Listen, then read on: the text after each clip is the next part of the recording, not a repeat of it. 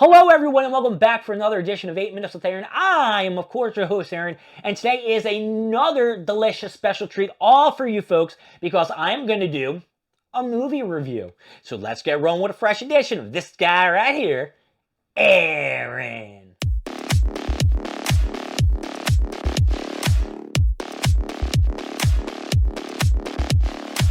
I watched a movie on Halloween. I went to my boy Matt's house after having a delicious dinner at my parents' house. We had chicken nuggets, of course, and I watched the movie Good Boy. Good Boy was a horror movie seen from the perspective of a dog. I meant to look up what kind of dog it was. Anyway, all right, so I have a piece of paper here just so I can have some names.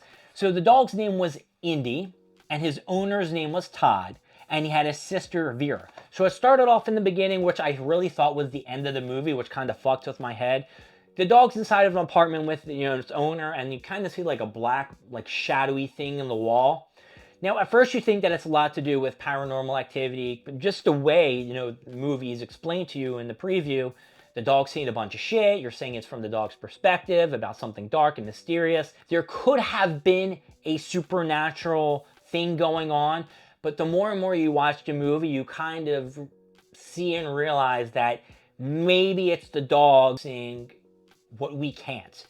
For example, when we get sick, your dogs can see certain things are going on and they're trying to protect you, they're barking. So in the beginning of the movie, he's, sitting over his phone and he's basically bleeding out of his mouth, which can kind of mean that he has some kind of either respiratory disease or something that's going on with him. So, after that, he goes to his grandpa's cabin, and while he's on the phone with his sister is talking about how every one of his family members who have been at the cabin have died. So that's a little indication that there's something at this cabin that's going to kill you. Or maybe the cabin's kind of like calling you for your final resting place and shit. So, Todd takes Indy for like a walk and they go through a cemetery and it's all his fucking family members. And you see, Indy the dog is, since we're seeing all like the reaction and shit like that, you don't see his owner's face. It's kind of like blacked out, which later you find out, well, I did a little research. I did a little Reddit research. The reason why you didn't see the person's face is because he was kind of giving the dog commands. To make a long story short, throughout the movie, the guy progressively starts getting sicker and sicker and sicker. And he goes like to a doctor's office and he talks to a doctor. And by the time he goes to the doctor's office and shit like that, because in the beginning he's like bashing his head on the wall, which like I said, could be a little supernatural. Indy gets grabbed by like a mysterious figure and dragged in some mud. But like when he gets found, like he's real scared and doesn't want to go towards the owner. I don't know what the fuck that was about. I don't know if it's, how a dog just sees things. Like the owner was just getting like real angry and scared and he didn't know what to do. But it was just little things like that that made it seem that there was actually like a creature or something coming after this guy.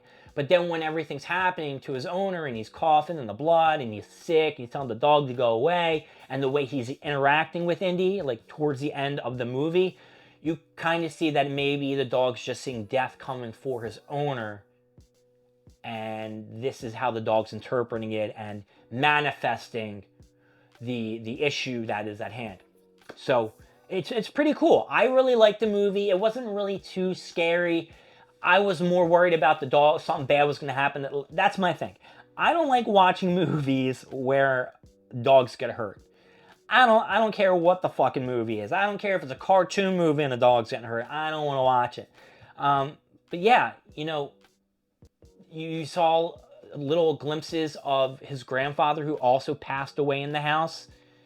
And he was watching like movies, so he was watching his grandfather die in these videotapes as this dude was dying too. So I wonder if it was like a family a disease that ran in the family. Like it just jumps through generation to generation because the sister obviously didn't have it. He died. Maybe it's only with the men, and maybe the dad didn't have it, or maybe the dad wasn't in their life.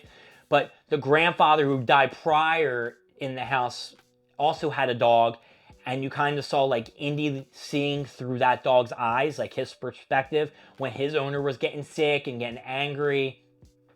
And at the end of the movie, when the whole the climatics thing in the 10 to 15 minutes, like he puts Indy outside the dog and chains him up. But then for some reason, like, this creature comes after him, but his owner's in the house. That's when you're like, what the fuck is happening here? Is there really something supernatural happening here? Or is this, like, just in this dog's head? Because you don't know. You just don't know. So I guess you just have to guess and be like, hey, okay, maybe some of it's in the house and there's a supernatural aspect to it. But why the fuck was the supernatural thing all the way in the guy's apartment before he got to this house? That's the thing that I don't understand. Then if he was getting followed by this ghost, which had to have been death, it's got to be death. And I think he had some kind of lung cancer thing. That's what I'm saying, because at the end of the movie, he was covered in tar, like it was a tar monster. You know what I mean? It was a dude covered in tar. And, you know, he gets dragged through the, oh, sorry, I guess I should say, Indy breaks into this house after he's tied to the doghouse. Crazy dog, he's smart as shit. Gets into this house, okay? And then you see, like, the owner, and the owner's, like, petting Indy, and he's like, yo, he's like, are you okay? He's like, I'm sorry that I freaked out on you. I shouldn't have been, like, fucking crazy and shit like that.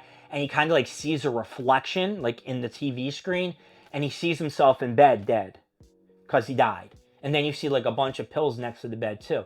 So I don't know if he OD'd on pills, or what. I don't know. And then once he sees himself in the bed, the dark figure grabs him and pulls him, like, down into the cellar, because that's where the grandpa died, in the cellar. Which just doesn't make any sense either. Because if the grandfather died in the cellar, like, if they was the old dog that the grandfather had, because it was kind of like the same story, what had happened with Indy was going to happen. The dog's bones were by the door. Did no one go and look for the fucking grandpa in the cellar? Like, what happened when the fucking grandfather died? Nobody came into the fucking house? That shit doesn't make any sense. Now it's replaying in my head. That don't make any sense. How did they not find the fucking dog's bones that chilled there, waiting for its owner, because that's basically what it did, and they didn't find this fucking dog's bones? Like, who the fuck went to the house once the grandpa died? Anyway, so stupid. And they mentioned that the grandpa had other dogs, but there was only one dog that was there. Okay, let's jump back in here. At the end of the movie, the guy's dead. Indy sees him, so Indy can see spirits. Okay? Dogs can see spirits. I guess, like, the cats can see things that aren't there, too. I'll throw the cats in. I'm not a big cat fan. And, yeah. Indy goes in the basement, grabs the dude, grabs him. So I'm like, oh, shit. He saved him. He's dragging him back with his teeth. He's like, I'm pulling you out, I'm pulling you out, I'm pulling you out. And then the dude's like, Indy, you're a good boy, but there's no point in saving me. Go. And then the black thing covers him, and it looks like tar, like lung cancer, and then that's it. And then Indy's trapped in the fucking house because the cellar door's shut, and he can't get up to the house because that door's shut. And he's like, fuck, like, what the hell's gonna happen? And that's what happened to his old dog, the grandpa's dog, Bandit, who passed away. And then at the end of the movie, Vera comes, opens the door, and goes, oh shit, Indy, you're still alive. Like, come on, come on. And you hear, like, a whistle, like his owner whistling for Indy to come here. And Indy, like, looks and then goes to Vera. And apparently the ending suggests a new beginning for Indy as he leaves the haunted space behind. So as I was going through this review, a lot of questions popped up into my head that didn't make sense. And if you were able to follow me throughout the whole video, well, congratulations, you are very special. Anyway, my name is Aaron. Thank you for joining me 8 Minutes with Aaron. I'm giving this movie an up because that Indy dog was cute as fuck. I will see you all later in the next video. See you later. Bye-bye.